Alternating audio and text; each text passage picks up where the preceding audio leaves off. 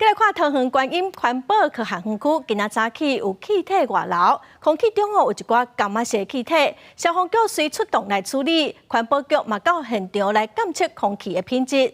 常常伫咧处理消酸的时候，无细力去外流，所以是呼吁大潭里佮有保生里的民众出门都爱挂喙罨，做好防护。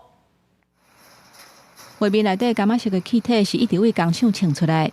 伫桃园市观音区宽科路秀林环境科技公司，早起差不多7点发生气体外泄的意外。消防局接到通报了后，随派18个消防员、7台拍火车甲2台救护车去抢救，加在无人伤亡。现场的气体嘛无够一直清出来啊！就忽然听到砰一声，就对，就红烟了，然后我们就撤出来，这样。味道就是酸气的味道。发生气体漏泄事故的这间工厂是专门咧处理化学垃圾水的。伫咧处理硝酸垃圾水的时阵，无细字流出来，甲金属反应了后，产生有刺激性的气体。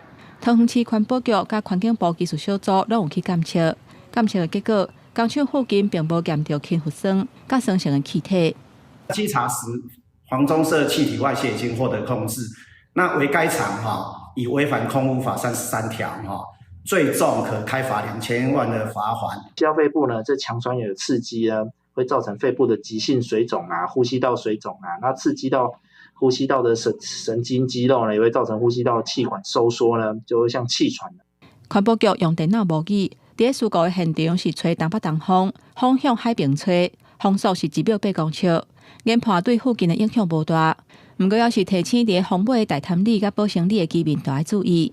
医生嘛提醒。硝酸的气体有刺激性，挂喙罨是无效的。上好的方式是把窗仔门关好条，尽量莫出门，较袂去触到这个气体。若是有呼吸道症状，就要赶紧予医生看。